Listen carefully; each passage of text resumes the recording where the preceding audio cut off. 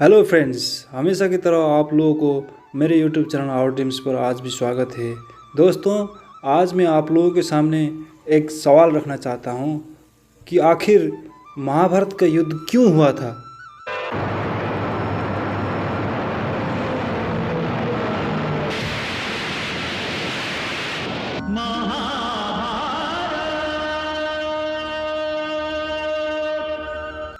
शायद बहुत सारे लोगों का उत्तर यही होगा कि अधर्म पर धर्म की विजय के लिए महाभारत का युद्ध हुआ था। जी हाँ फ्रेंड्स, महाभारत का युद्ध अधर्म का नाश करने के लिए हुआ था। लेकिन दोस्तों, सिर्फ यही कारण नहीं है महाभारत का, बल्कि इससे भी बड़ी एक कारण है जिसके लिए महाभारत का युद्ध हुआ था, और वो कारण है भागवत गीता।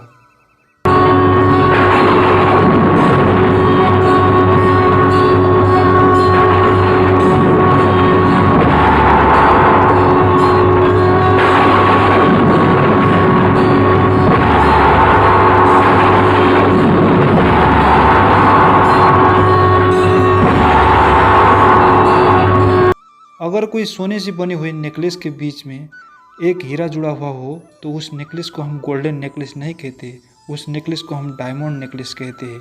क्योंकि इसलिए कि डायमंड गोल्ड से मूल्यवान है। चाहे डायमंड जितनी भी छोटी क्यों ना हो, हम उस नेकलेस को डायमंड नेकलेस ही कहते हैं। इसी तरह महाभारत में भी बहुत सारे ऐसे कैरेक्टर्स हैं जिनकी त्याग और बलिदान काबिल तारीफ है। चाहे वो देशभक्त राजा भरत हो या पितृभक्त भीष्म हो, चाहे वो पतिव्रता गांधारी हो या गुरु भक्त एकलव्य हो, चाहे वो अपने सिर को दान करने वाला बर्बरिक हो या फिर अपने कवच और कुंडल का दान करने वाला दानवीर कर्ण हो, सबका कैरेक्टर्स दिल को छू जाता है।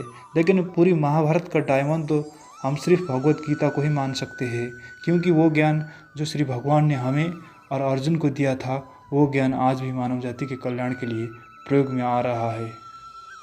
फ्रेंड्स, आप लोगों को शायद ऐसा लग रहा होगा कि हमेशा साइंस और फैक्ट्स की बातें करने वाला आज धर्म की बात किससे करने लग गया।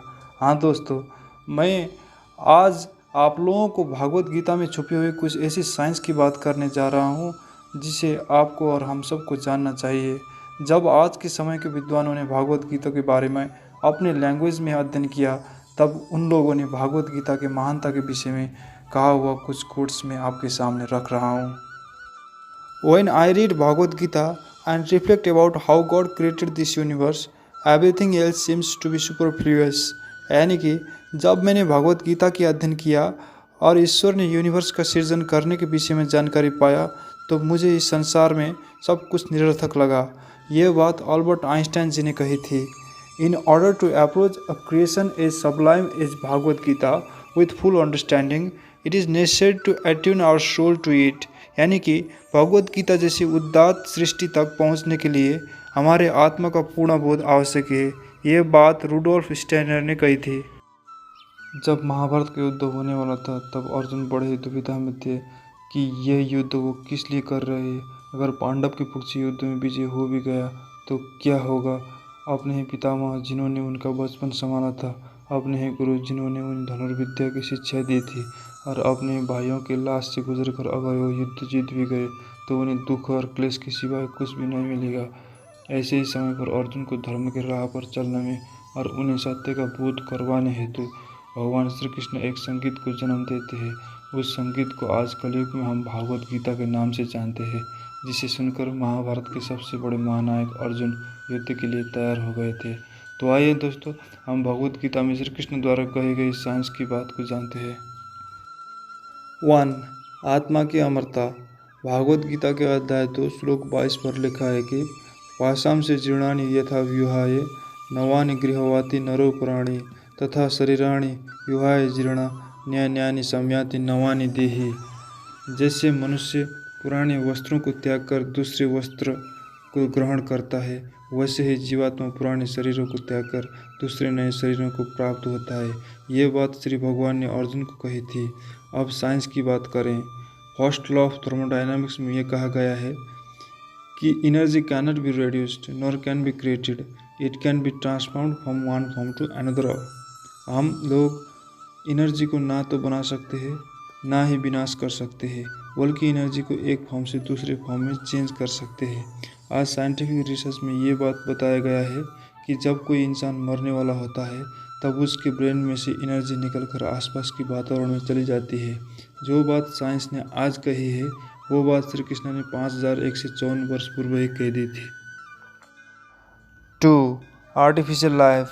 इस तथ्य के बारे में जानने से पहले मैं आपको पहले स्पॉन्टेनियस जनरेशन के बारे में कुछ बताना चाहता हूँ।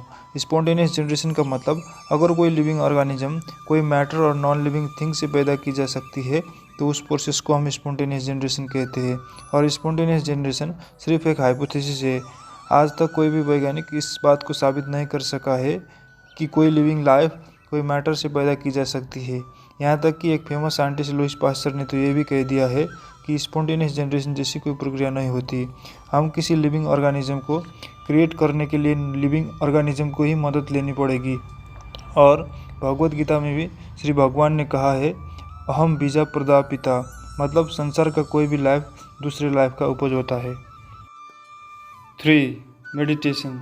ये बात तो आप सबको पता ही होगा कि चीन और जापान में बहुत सारे लोग मेडिटेशन करते हैं और अपने हेल्थ को बहुत ही अच्छा बनाते हैं।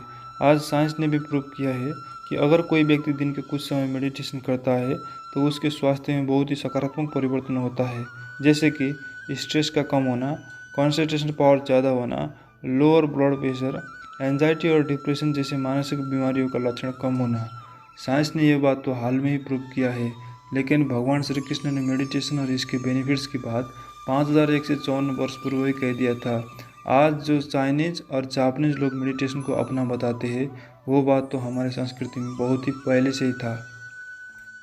भगवद गीता में साइंस की बातें बहुत है दोस्तों, लेकिन हम लोग वीडियो को ज़्यादा लंबा नहीं बनाना चाहते, इसलिए हम लोग इस वीडियो को यहीं पर स्टॉप करते हैं और हम लोग अगले वीडियो में आपसे ज़रूर मिलेंगे। तब तक के लिए बाय बाय, सी यू।